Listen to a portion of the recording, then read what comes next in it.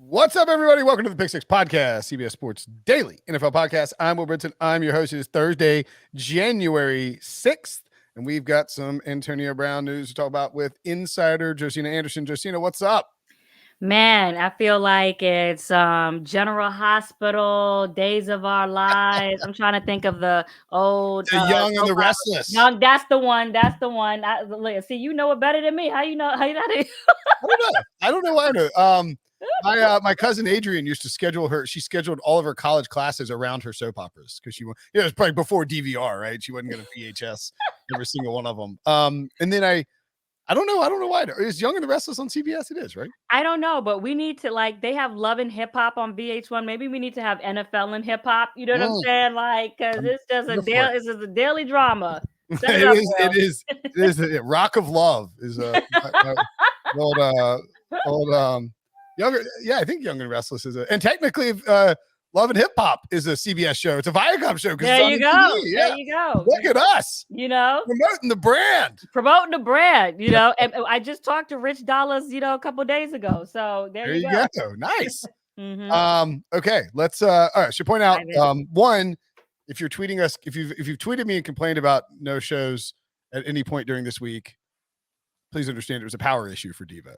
Okay. Devo takes full blame and responsibility for anything that happened. Also, we've done so many effing shows over the last 6 months, and I'm okay missing a day. Apologies for missing the Ben Roethlisberger retirement tour.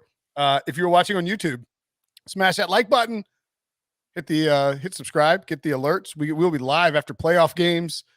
Tons of content throughout the postseason, of course. And if you're listening on Spotify, they just added a rating system. Give us a 5-star rating on Spotify. You know what? I might go do that right now while we're talking. Okay. Because I keep forgetting to do it on my own podcast, which is probably dumb. Do you not follow yourself, Will? I do. I just haven't. They know Spotify has been around for years, right? See, it says smash the like button at the bottom. So we need to smash. We need to smash it for, yes. We got to smash it for ourselves. Yes. But the Spotify's been around forever, but they just added a rating system for podcasts. Oh, okay. No reviews yet, just ratings. So I just hadn't gotten around to doing it for my own show, but I will. I'm not gonna try and do it right now. I'll get distracted. And end up listening to it. Will, and there's also headlines for Baker Mayfield going on. I just stepped away to go take care of something for my dog real quick, and I see Baker Mayfield's going after the media on Twitter. What is going on? Wait, what? I haven't seen that yet. Someone just sent me go to Baker Mayfield's timeline here. Let's see. Baker a meltdown today. Well, there's been considerable. Oh boy. So yes. Oh boy. So Baker Mayfield to break down what Josina is talking about. Mary Kay Cabot of the Cleveland Plain Dealer, friend of the pod, wrote a story. Says Browns Baker Mayfield must resolve his differences with Kevin Stefanski soon in case they need to coexist next season. Also, some names that will be on the radar if they don't. Basically, looking at the crossroads that the Browns find themselves at with the quarterback situation as Baker Mayfield prepares to undergo labrum surgery. Baker quote tweets it and says, clickbait, you and many other, you can see it on the screen if you're watching on YouTube, you and many other Cleveland local media continue to be drama-stirring reporters with no sources or facts. Don't put words in my mouth so you can put food on your table. I'm not your puppet. Oh, my goodness. That is aggressive. Whoa. And kudos to your producer for getting that up really quickly. Look at that. Devo is the fastest. Yes. It looks, I'm having trouble getting this to load. Do I have to purchase is this one of those things where I need to purchase I got to do some, it's not even telling me to buy anything. Anyway, I can't get the whole thing to load. Yeah. Maybe it's a cookie situation, but I would point out that I don't think, I mean, again, I can't read it, so I'm not entirely sure, but I don't think what Mary Kay Cabot is doing here is saying that she's, I don't believe she's reporting, right? I think she's just like, it's an opinion piece. Oh, you're trying to pull up the article. Yeah. Okay, we can do that. But I mean, keep just talking about we can talk about how I guess what I'm saying is I don't think Mary Kay was attempting to, I think it was a load. I don't know what's going on. I don't think Mary Kay was attempting to say, sources say, Baker Mayfield and Kevin Stefanski hate each other. I think she's saying that they've got to get on the same page before next year if they want to be able to win. Now, again, let's see what we'll have to see what exactly what I can send you the link in the chat. I got the link. I can't get the. Okay. Oh, it won't open. Okay, so if you have an Apple computer, if you go to the all the way to the right and you see the vertical 3 dots in the right corner, and if you hit an incognito window, see where it says incognito window? Hit that and then put the link in that browser, and maybe it will open up for you there. You could try that. Yeah, that's a good point. I hadn't even thought about incognito. Incognito. There it is. So I'm just going to Google source. All right, here. Okay, here we go. Mayfield's issues with Stefanski bubbled below the surface most of the season, with Mayfield feeling like Stefanski's play calling didn't always put him in position to succeed or play to his strengths, sources told Cleveland.com. So that would be what Baker is taking umbrage with, is that, and then Stefanski didn't necessarily dispute. Oh, the claim. Yeah. So, all right. So that's a little like, I get where I could see Baker's frustration there, because this is not direct. The Browns are upset with Baker over how this is handled and the rift is building. It's Baker had issues with Stefanski's play calling most of the season, reporting, and you have to be reporting from somebody on Baker's side there. Well, I think, and I haven't read the article, but I do know that Baker Mayfield, after the game, he made some comments about the like he said that he felt like they weren't necessarily helping the rookie tackle enough. I remember that. I don't know if he specifically said anything about the plays, but she might be referring to, without reading the article, what Baker Mayfield specifically said post game. Yeah. And then dating back to October, Mayfield, and this is again reading from Mary Kay Cabot's article on Cleveland.com. Go check it out. Mayfield felt the run heavy 3 tight end scheme didn't play to his strengths, and Stefanski wasn't calling enough of the play action bootlegs that Mayfield excelled at last season. The discord escalated to the point where Mayfield at times would have preferred offensive coordinator Alex Van Pelt call the plays, but Stefanski kept the responsibility, and Mayfield grew increasingly frustrated. So, yeah, I think it is. I'm not saying whether Mary Kay is right or wrong with her reporting. I'm not questioning the reporting, but inherently with the way that this is framed, it does. You're illuminating why he could potentially take umbrage. Yeah, exactly. And you were saying this is how Baker Mayfield felt. So for Baker, I think that his response, as aggressive as it is, perhaps is not surprising, given that. It makes he's indicating that he feels like this is not something that he's been directly talking to her about. Yeah, correct. Correct. He's saying, look, I don't know where you're getting this. It ain't me. And that's not true. You're stirring it up. So, And again, I haven't read the whole article. I'm very informed behind the stuff, behind the scenes with the Brown stuff. I haven't read all the article, but sometimes reporters don't necessarily always talk direct to the person if you've said things that are in public record, if they're referring to that. I don't know if that's what she's doing here, but that might be part of the case, right? So, I mean, look, anyway, it's this is going to be a story throughout the entire offseason. I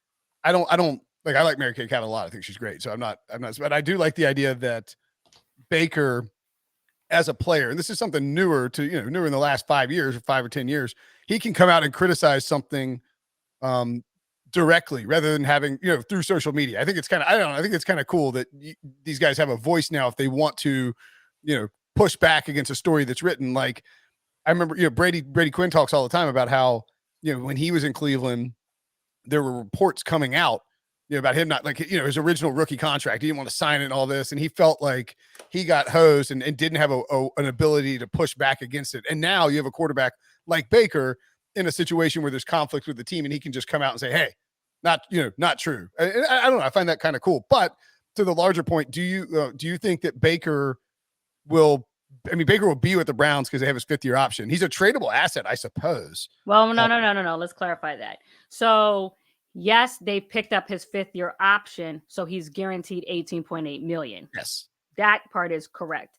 he can still be traded even after the option is picked up. Oh, sure. Yeah. Which is very possible. Right. And then Albert Breer put out a statement, or excuse me, article a couple of weeks ago. I think we briefly touched on it, maybe the last time we talked, or maybe it happened right after we break for the holiday, intimating that the Browns may be interested in going after Deshaun Watson, provided that all the other off-field stuff is taken care of, and or potentially court other veteran quarterbacks, because the notion was Baker has to show improvement or give indications that his leadership is at a point to make the Browns organization feel comfortable to extend him in the neighborhood of what you're seeing the Carson Wentz's make. You know what I mean? Yeah, absolutely. I mean, Baker wants to get somewhere between probably 30. Like the Carson Wentz is spot on. That's the barometer that I've been using for Baker's contract. Like, because you can't get Baker $40 million a year right now. Obviously, I don't think you can give him $35 million a year right now. But I think if well, see, what happens is that every year, the cap obviously goes up, right? And so you're looking at where the max pie is. And so relative to that percent increase, when they're doing these contracts, they put that on and they account for that inflation. So there's a different conversation as to whether you think the quarterback is worth that dollar relative to whether it's appropriate in connection to the total pie. Yes. Yeah. Like, that's right. We talk about it a lot of times, and fans talk about it as in Baker makes $35 million a year. That's insane. But it's like, if it's, it's just budgeting. You budget out a certain percentage of your cap space for your quarterback, and you don't want to get above too much, you don't want to give too high a number, because then it becomes difficult. Then you have to reduce the numbers, obviously, for other positions. But yeah, I mean, I do think, though, with Baker specifically, if the Browns came out and agreed to a $35 million a year contract with him this offseason, there would be some unrest in Cleveland, and it's kind of dumb, because I think $25 million a year, people would be like, oh, that's a great, that's fine. That's not bad, relative to quarterbacks. No way he's going to go for no 25 Correct. million. Yeah. But that's what I've been saying all along, Josina, is that there's this gulf from like 30 to $35 million a year, where the Browns would like to be below it probably, and Baker would like to be above it. And so it's hard to find, you could land in the middle there and be right at the Wentz thing, but he's going to make an argument to get above the Wentz number because of the inflation and the increase of the cap. So that's what gets you over that number. Now, whether he's worth it based on the metrics, is another story. But one thing about Baker, he's not going to go quietly. And even though he doesn't have the same leverage as Deshaun Watson does with the Houston Texans, as far as having a no trade clause, okay, as far as I'm aware, and I haven't looked at it myself, but I haven't heard of one, and that's you can find out easily. I don't assume that Baker is going to be quiet about going to a team that he doesn't want to go. So, I'm sure Andrew Berry would be calling the Houston Texans, to try to do a swap there. And the Houston Texans, the Baker Mayfield is marketable. It's not like he's marketable to help, put fans in the seats or what have you. But the question is, would Baker Mayfield balk and make it known that you can trade me here, but I'm not going to show up. So the problem that you just had with Deshaun Watson, you're going to have with me, here, not trying to be here either. Correct. And these players are just flexing and flexing and flexing, because of their increased knowing of what their value is relative to what their coaches make and relative to making the cycle of the business of the NFL go round. Yeah. And so there's a lot of complex factors in there. Ultimately, I think Baker will be on the Browns in 2022, but I don't think he'll get a contract extension before 2022. Well, I think the situation is always as good as the options. That is fair. That's fair. Sure. So and all of this, Will, is interconnected. We got to see how Russell Wilson's going to play his chess cards in Seattle. That is yet to be seen. How much are you going to go public with what you're trying to make it be or what you're not trying to make it be? I know for a fact that that my understanding is that they're for sure going to assess the situation and then make a conclusion. That doesn't sound like any breaking news. I'll tell you why that is illuminating, right? Because that's what people do. But this is why that is illuminating. Because if you know you're staying, then that's what you say. That's why that's illuminating. So sometimes when I tweet things out, people are like, oh, Josina, Captain Obvious. But you're not understanding, because it's one, it is news, because if you are staying, you say something else, and it is news depending on who's saying it. Right. Sure. This is what I try to clarify, but just to go back and kind of, cement into the Browns conversation. I think what is happening, I know what is happening here is that the conversations have changed behind the scenes. Okay. So when Odell was still with the Browns, okay. And I know, and I think we've talked about it on your podcast, Will, is that the coaches, even when they felt it was Baker's fault or knew it was Baker's fault, or the film showed things that were, partially his fault or whatever, they weren't as vocal about it. And within the last 3 weeks, I remember when my source called me the day it happened. They called me and they said there was a difference in the meeting. Like they finally, were more vocal about how they felt. And also I know that the tone of those conversations changed, and the way that the coaches expressed that to the general manager. So for the last 3 weeks, I've been saying in my head, it's already changed. You see what I'm saying? Yeah. It's just how, the question is, how is it going to work out? What are the options? Okay. What is Baker Mayfield going to acquiesce to and not acquiesce to? All of those things factor. I can't sit here and say that I know that AB, and that not being Antonio Brown, that we don't get to the other AB. Andrew Berry, the GM. Andrew Berry, the GM. Let's make that clear. It has seen enough to be comfortable enough to give the money that Baker feels like he deserves. And quarterbacks don't grow on trees, right? So regardless of what you think about Baker Mayfield, you have to respect the fact that he can run an offense, because there's just not many out there, right? Yep. We're not talking about the Mike Glennons, Will. Who else we not talking about? You know what I'm saying? No, there's not. He's definitely in an echelon where he's productive for your team. Baker is a starting caliber quarterback. When everything, but we don't know yet whether Baker Mayfield, like this is the problem. He hasn't proven whether he is a next level guy, a guy who can elevate the people around him, or if he's, and I don't I think a Carson Wentz or a Kirk Cousins could qualify. Like, is he a guy that is going to play well when everything is in place around him, or is he a guy who, can rise above circumstances that make it difficult to perform? That's the question. Well, and also basically lead above the emotions. Basically what it comes down to. Can you lead above the emotions? And what do I mean by that? The situation, look, when John Dorsey brought in Baker Mayfield, I was people like, oh my God, he shouldn't have been the first, but I was very much Baker Mayfield at the time deserved to be the number one overall. And I still like his moxie. I still think he has potential. I don't like the way the situation devolved with Odell Beckham Jr., although I feel like Baker had certain things that you could debate as to why he felt the way he felt, whether they should have been practicing together in the offseason, all these different things. I'm sure both sides have things that they can point out. But the difference between Odell and Baker Mayfield out of the equation is that Baker Mayfield is the quarterback. He's the one that's the quarterback, and you're the one tasked with reining it in. You see what I'm saying? And making sure that whatever is the beef for the situation, it stays to professional on the field. Not that you're not being professional from a comportment standpoint, if that's even the word, but more so from if the plays are called, it's supposed to go to Odell, and you're not doing what the coaches say. That's a whole different conversation. And you don't have to at me on that, Baker. That's coming from inside. You see what I'm saying? Or what have you. Mm-hmm. Yeah, and I think, looking, the other thing that's just worth noting real quickly from Mary Kay's article, if Mayfield doesn't get on Cleveland.com again, if Mayfield doesn't get reassurance that things will change next season, he'll consider asking to be traded. He's under contract for the 5th-year option, but at this point, it's uncertain if the Browns even view him as their starter for 2022. So it's tough. I mean, again, it's tough to say. Like, this does feel like it could be coming from the Browns, sort of as a, hey. Wait. Reread this sentence that includes the part with the trade. Go back again. If Mayfield doesn't get reassurance that things will change next season, he'll consider asking to be traded. In other words, things with the play calling and whatnot.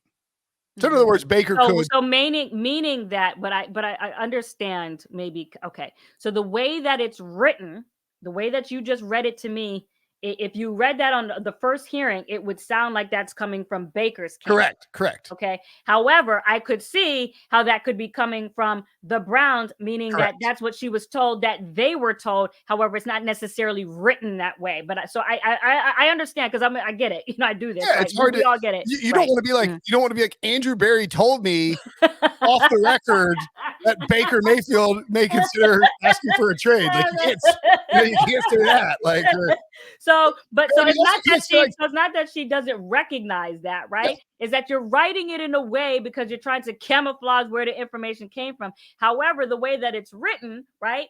That, you could see how Baker could potentially take umbrage with that if he specifically didn't say that, or he didn't say that to her, or doesn't know that maybe his representative said, whatever. And we also don't know, because he didn't detail in the tweet what part of the article that he's actually taking issue with.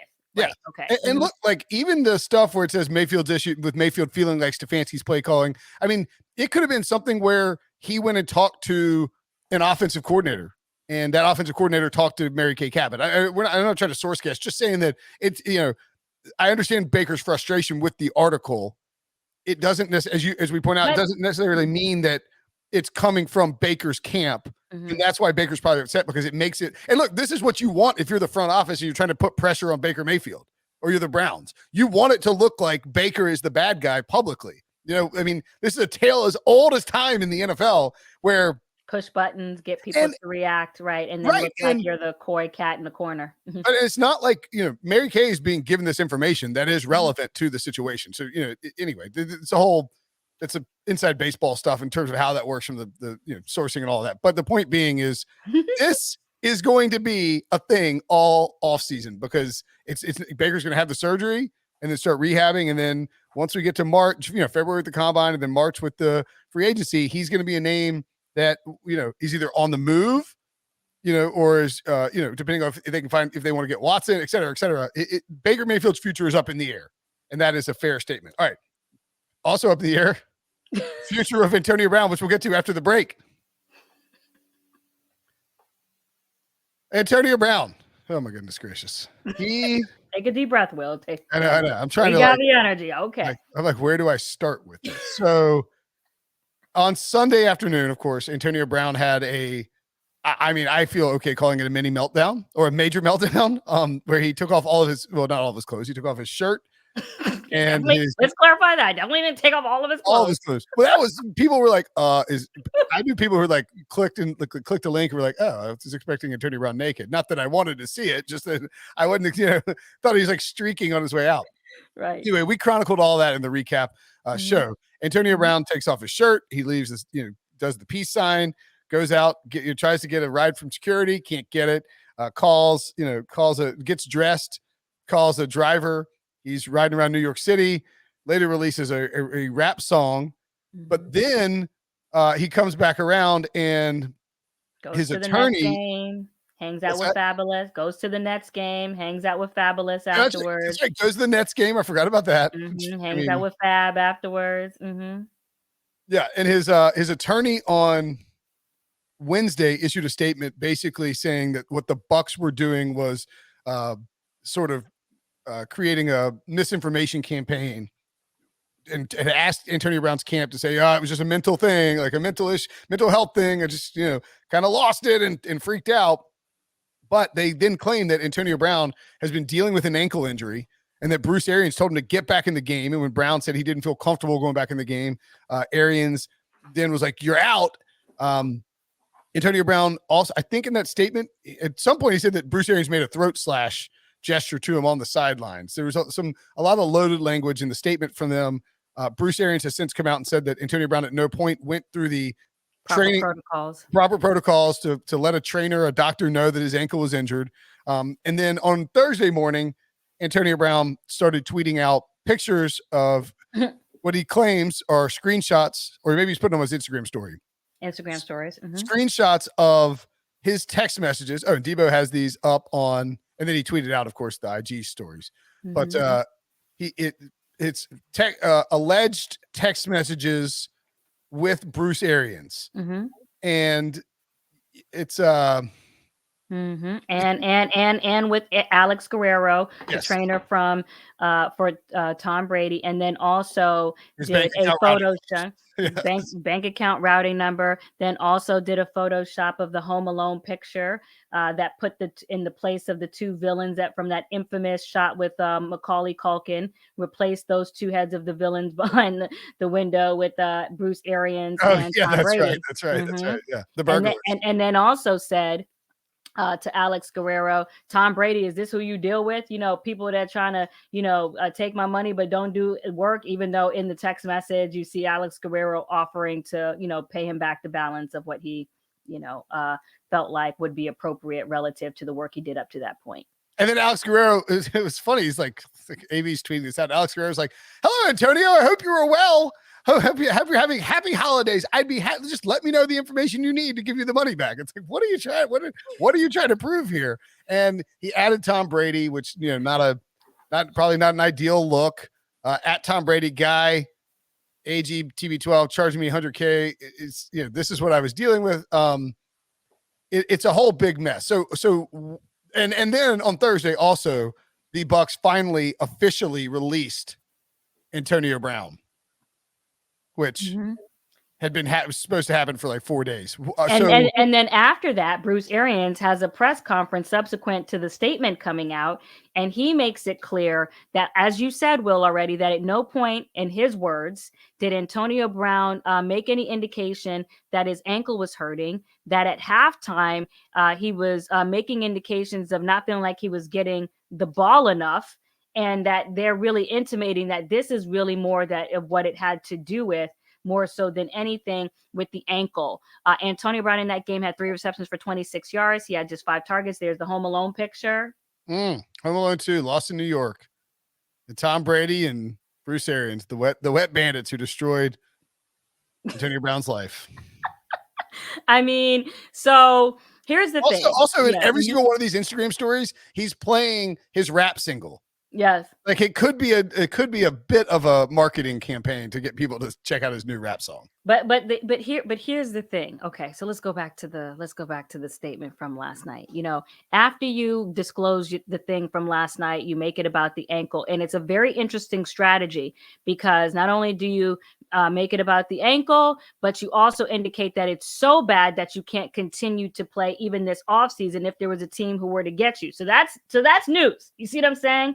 Which it didn't. Anyone who's watching the game and saw the video of the receptions, it didn't look that way. It didn't look that way when he was running off the field with no shirt on either. So that was news that you went to an outside doctor, that you had these scans, and that it revealed that it was so bad that you have to have surgery, can't be available to any other team also.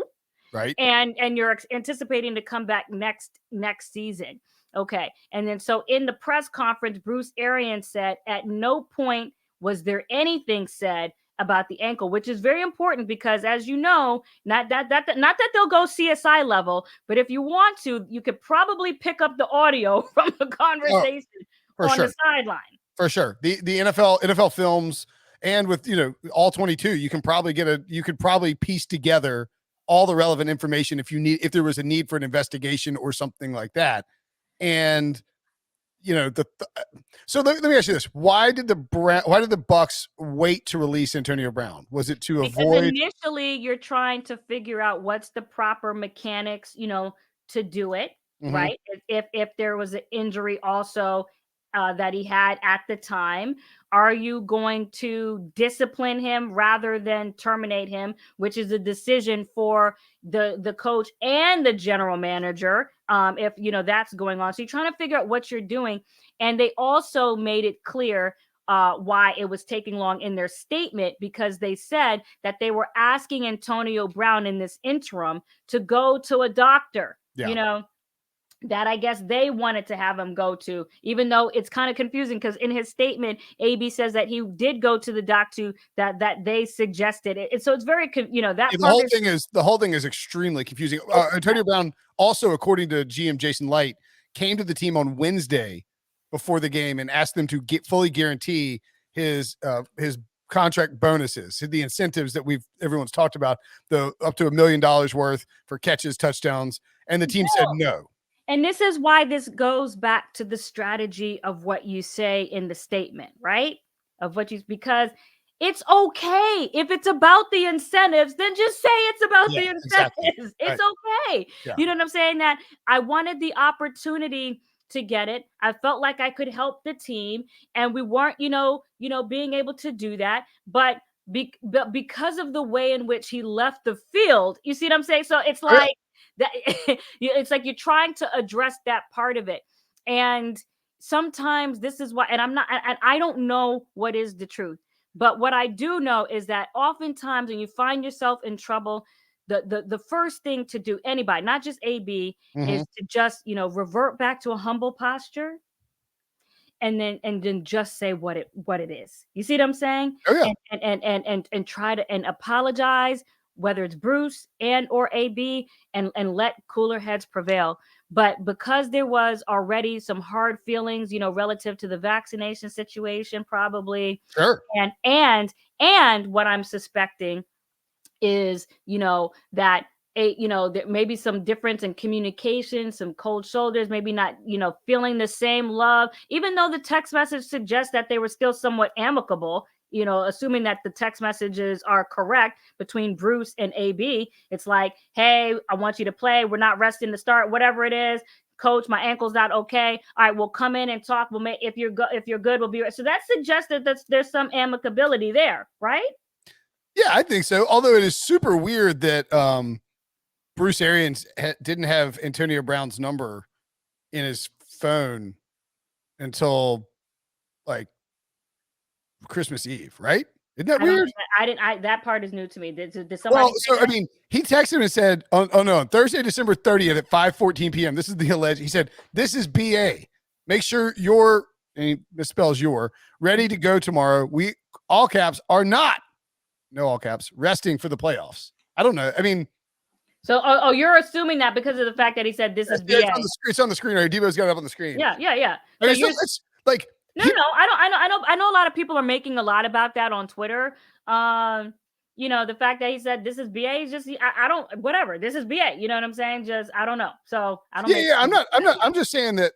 And the other thing too is like, and this is kind of a dumb thing, I guess, but I don't think so you see how he's on this. Can you zoom out, Devo, to show the full text? Mm-hmm. So when you start a text to somebody, mm-hmm. I don't think that you can actually, maybe I'm wrong. But go ahead. Well, what are you I don't think you can lower the keyboard. Like, oh, you can. Yeah, there you go. All right, yeah, you can. Never mind. Mm-hmm, I figured out how to do it. I didn't think you could do it. You just got to drag it down. All right, so you can. But what? Yeah, yeah. All right, I got it to work. Never mind. Yeah. Okay. I was just testing it out this morning. I was like, I don't know. There's something a little odd about that, but I guess you wanted to get the full screenshot. Yeah. I don't know look, it's probably, I could see BA texting like that. Wouldn't be that shocking. He might not even text all that much. And maybe Antonio Brown's not answering his phone calls. So he sent him the text and that's their first text in their history. Whatever the case, whatever the case may be. My guess would be that Antonio Brown wanted money from the Bucs. He's banged up. He knew that his injury might prevent him from being able to reach those incentives. Maybe they weren't fully aware of the injury, but it's week 17, week 18 of the NFL season. Like because go back to the game before. Okay. And versus, what was it? Who did they play? He had like 100. It was like 10 for 101 or something. They had a monster game against the Panthers. Yeah. Right. And on 15 targets the game before. Right. And fine. You might have, tweaked the ankle, not doubting, that there's a lingering issue with the ankle. All I'm trying to ask, and this is what I would ask, was it more about the ankle, or was it more about not feeling like you could get the targets enough to attain the metrics that you needed to meet, for the threshold? And that would have been fine too. You know what I'm saying? Now, it's less, what's the word?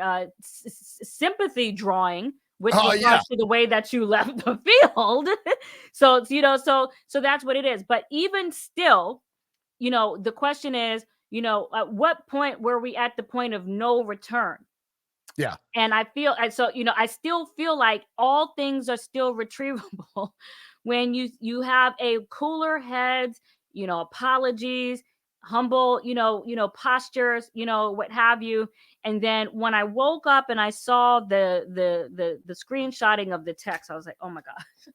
Because like even as an insider, that you cannot share the texts. You can't share the text with your coach. You can't do that. Can't share the text. No. Now, and I'm talking about with respect to this situation, because even as I say that, Will, I'm still correcting myself in my head. Time heals all. Right. You know what I'm saying? Joe Mixon, video, still playing in the NFL. Kareem Hunt, video, still in the NFL. Michael Vick, dog stuff, still came back to the NFL.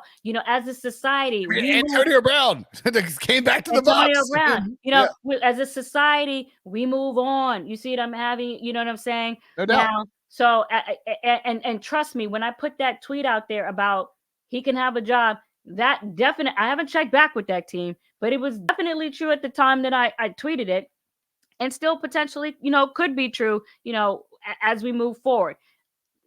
Antonio Brown saying that he needs surgery. I don't know when he's saying he needs the surgery right away. He said he was in extreme pain. So, I guess that's taking out the postseason, situation. But all I'm saying is that enough time can still pass where if you put yourself in the right posture to potentially come back. That's all. If Antonio Brown was healthy enough to play for a team that is in the playoffs that badly needs help at wide receiver, he was going to get signed. He probably, correct. The question is he healthy enough, or is this approach that he's taking now, does he sort of have to put himself in the corner? Or people don't care, or people don't care. Just be like, just kidding. I was just saying that. And, look, stranger things have happened in the NFL where if you go to a team and it was hurting. Now we got a different opinion because people are in desperate mode. We're trying to win a Super Bowl. Right. Exactly. Yeah. That is 100% correct. And not only that, but if you do have, you go to another team, I'm sure you're going to hear from a head coach. Anytime we have a meeting, you're not bringing in no cell phones into this office. Mm-hmm. Yeah. We don't want nothing recorded, and we're going to talk in person. We're patting you down, and we're going to a soundproof room that like blocks all electronic communications. I will never text. Maybe that's actually why Bruce Arians doesn't text with Antonio Brown, because he knows that Antonio Brown's the type of dude to post those texts on the internet. Exactly. Okay, so your impression is that Antonio Brown is likely done for this season, but if he were I'm only saying that for two reasons. He claims his ankle's shattered because he says that he needs surgery. So that to me is taking away his availability. Yep.